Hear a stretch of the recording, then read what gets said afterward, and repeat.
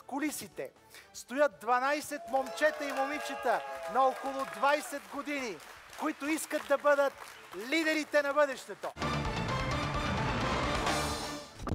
Лидери от големия избор. Това за нас става въпрос. Лидери от големия избор. Щом казвате, лидери сме. Как се отрази това участие на живота ви? Ами с едно изречение беше един от най-щастливите моменти в моя живот. Изключително весело, до някъде екстремно. И много ми хареса като цяло. Самото изживяване. На какво ви научи това предаване?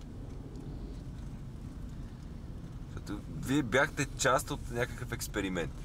Да. Аз не бих казал категорично, примерно, че едно политическо предаване може да замести едно академично политическо образование, естествено. Но все пак, какъв опит ти даде? Смея да твърдя, че ни даде поне елементарната политическа грамотност за евентуално по-нататъчно развитие в областта на политиката. Ти какво? Мислиш да се занимаваш с политика? Ами да си призная, все още ми е рано да се занимавам с политика, но кой знае, някой ден всичко може да се случи. А ти? Ами, специално при мен, да. Аз винаги съм се интересувал от политика.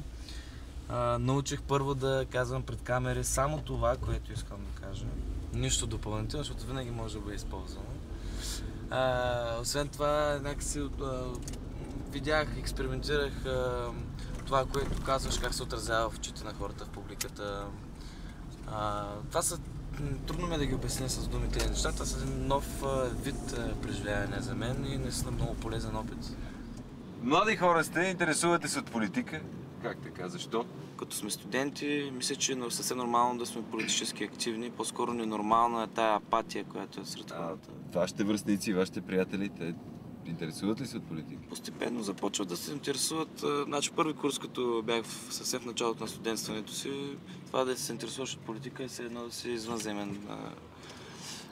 Такава степен на разпространение имаше този интерес сред хората. Още е пълна апатия, пълна незаинтересованост, но сега вече хората сякаш като завършват, като се доближават до реалния живот, започват да се интересуват от политика, ми се струва. Да, може би пък и да това е да е някакво по-изолирано наблюдение, което казваш, защото в моите биологични среди някакси по-скоро съм забелязал, че апатията преобладава.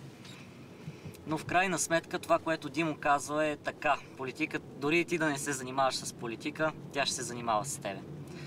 И да, много хора са ме питали защо аджепа точно аз, примерно, ще трябва да си цапам ръцете, защото, нали, за обикновения човек политиката е едва ли не нещо мръсно.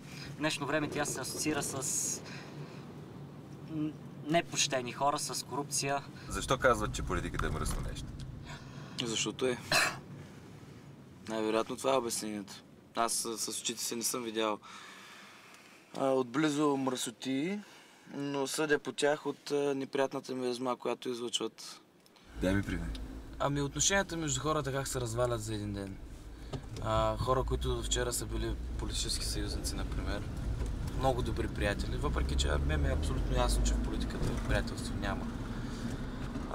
На другия ден интересът ги скарва и един извършва явно нещо доста мръсно спрямо от другия и започват да стават непримирими врагове и така нататък. Готов ли си да си платиш това в името на това да участваш в политиката в бъдеще? Ами, кардинал Ришельо е казал много отдавна, че държавата не е човек и тя няма да умре. Следователно, тя няма да се яви пред Свети Петър на страшния съд. Следователно, няма да бъде съдена за моралните си грехове. Следователно, държавата не е необходимо да има морал, държавника също. Аз не съм съвсем съгласен с това, но той има предвид, че когато представляваш много хора и когато ти с твоите решения трябва да определяш съдбите на милиони, например. Няма как всички са доволни. И няма как да си позволиш лукса да си пазиш съвестта чиста, само и само на теб да ти е добре, да взимаш някакви решения, които няма да са в интерес на милионите, които представляваш. Какви трябва да бъдат младите лидери на България? от тук нататък? На първо място смели.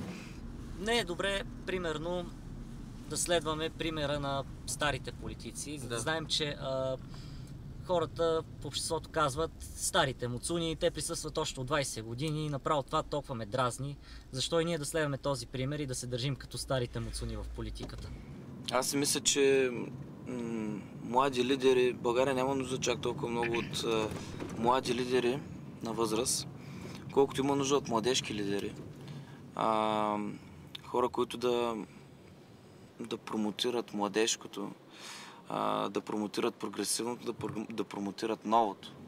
Това е много важно и затова младите хора не гласуват и са апатични в политиката, спрямо политиката, защото те не виждат своя представител. В политиката трудно в момента можем да намерим представители на новите схващания. Напротив, политиците са консервативни и общо взето гледат, интересува ги така електората, който много гласува и е така голям сравнително пенсионерския. От гледна точка на младите, какво ви липсва в политическия живот? В момента политиката така е структурирана, че кой знае какво ново не можеш да предложиш на хората. Просто системата ги продуцира. Това са децата на системата и няма как да се промени това. Това ми липсва. По-демократична система е. Забелязвате ли напоследък какво се случва? Все повече протести. Това ли е новото? Това ли е младото в българската политика? Гражданския протест? Обществото ни в момента все още е партизирано. Привържениците, примерно, на ГЕРБ няма да отидат да протестират, колкото да са несъгласни, примерно, с въвеждането на ГМО под каквато и да е форма. Няма да отидат, защото обществото ни точно е партизирано. Те си от ГЕРБ, ГЕРБ са си на власт и това е. Примерно, пък, както привържениците на БСП, при предното правителство ни протестираха въпреки всичките безобразия и скандали, които бяха, няма, не отивате да протестират и това е, което за момента пречи на истинското гражданско общество, така да го нарека. А именно, мисленето все още в партии. Да, мисленето в някакви партийни рамки, а не в някакви ценностни рамки. Хората трябва да се научат да мислят в ценности и вече партиите да се надпреварват да представляват и да изразяват тези ценности за хората, а не хората да следват партиите за партиите. Това е нещо фундаментално в демокрацията, според мен, което в България го няма, за съжаление.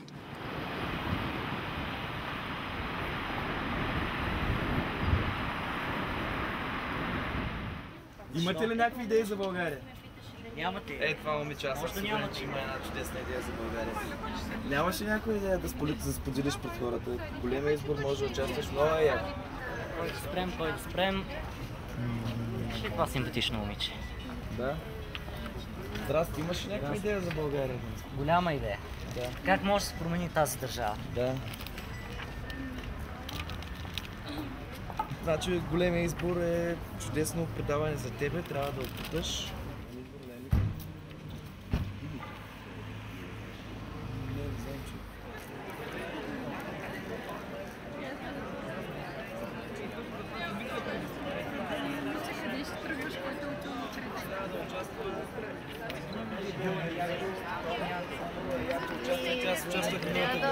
Беше много готово.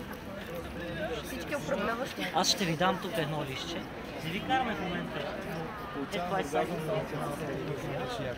И ако измислите някаква Особено ако имаш идея, нещо, което да кажеш. Ето, това е големия избор по канал 1. Това е с млади хора с идеи за България. Да. Да. И ако имаш нещо какво да кажеш, записваш клипче около 2 минути, пращаш го на сайта, избират, участваш, водят на рафтинг, на пейнтбол, водят, на дискотеките водят, с политици се и от вас единственото, което се иска е да споделите вашата идея за България. По какъв начин може да промените или смятате, че може да промените? Вие доволни ли сте от начина на живота? Направо сме толкова доволни, че се чуем как да избягам. Аз предлагам вместо да бягате, просто да седнете да помислите по какъв начин тази държава може да се оправи. И като го измислите, да запишете на... Имаш ли камера, нали? И друга камера. Окей, супер. Значи си човек за големи избор.